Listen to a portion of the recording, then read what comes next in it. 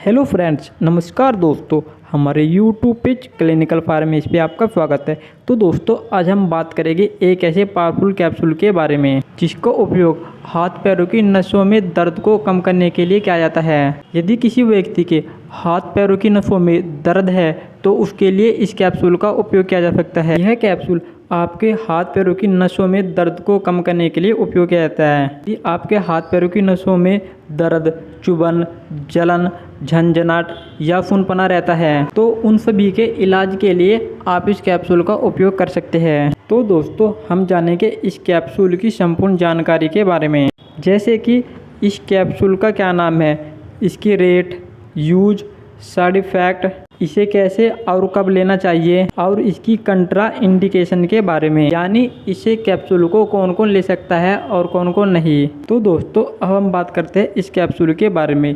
इस कैप्सूल को महागावा M75 capsule कहते हैं। तो दोस्तों, यह कैप्सूल दो दवाओं का कॉम्बिनेशन है जिसका उपयोग नसों में दर्द को कम करने के लिए किया जाता है, और दूसरी दवा है मेकोबालेमिन। यह विटामिन B12 का ही एक रूप है जिसे मेथिल कोबालेमिन के नाम से जाना जाता है। यदि दोस्तों हम इसकी कंपनी की बात करें तो फिर मैनकाइंड फार्मा कंपनी द्वारा बनाया जाता है। 153 रुपये में 10 कैप्सूल मिलते हैं। दोस्तों, अब हम बात करेंगे इस कैप्सूल के उपयोग के बारे में। इस कैप्सूल का सबसे पहला उपयोग न्यूरोपैथिक पेन को कम करने के लिए किया जाता है। यदि किसी व्यक्ति की नसों में दर्द है तो उसको कम करने के लिए इस कैप्सूल का उपयोग किया जा सकता है। या नर्व डैमेज, यदि किसी की नर्व डैमेज हो गई है तो उनको ठीक करने के लिए भी इस कैप्सूल का उपयोग किया जाता है। इसका दूसरा उपयोग हाथ की नसों में दर्द को कम करने के लिए किया जाता है। यदि किसी व्यक्ति के हाथ की नसों में दर्द, चुभन, जलन, झंझनाहट या सुनपनापा रहता है तो उसे ठीक करने के लिए इस कैप्सूल का उपयोग किया जाता है। इसका तीसरा उपयोग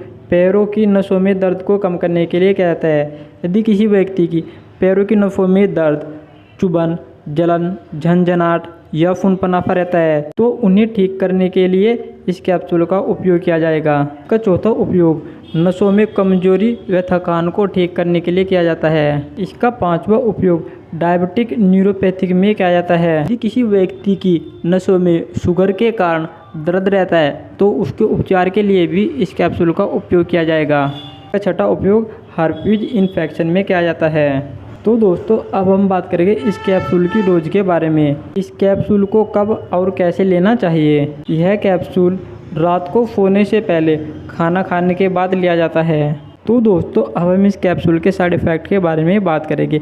इस कैप्सूल के क्या क्या साइड इफ़ेक्ट हो सकते हैं, जैसे डिजीनेस आ सकता है यानी चक्कर आ सकता है, वोमिटिंग हो सकती है, स्लीपनेस हो सकती है, ड्राई माउथ हो सकता है यानी मुंह सूखा सूखा सा रह सकता है, डबल विजन हो सकता है यानी दोहरी दृष्टि हो सकती है, थकान हो सकती है। तो दोस्तों, अब हम इस कैप्सूल के कंट्रा इंडिकेशन के बारे में बात करेंगे कि इस कैप्सूल को कौन कौन ले सकता है और कौन नहीं। इसकी सबसे पहली सावधानी है नॉट फॉर चिल्ड्रन, यह बच्चों में नहीं दिया जा सकता। प्रेगनेंसी, यदि कोई महिला प्रेग्नेंट है तो उसमें भी इस कैप्सूल को नहीं दिया जा सकता।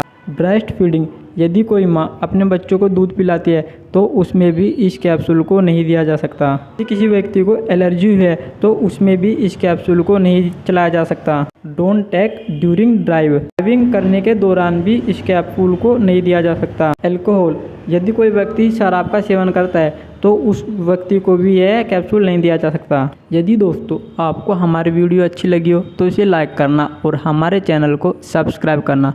तब तक के लिए जय हिंद दोस्तों।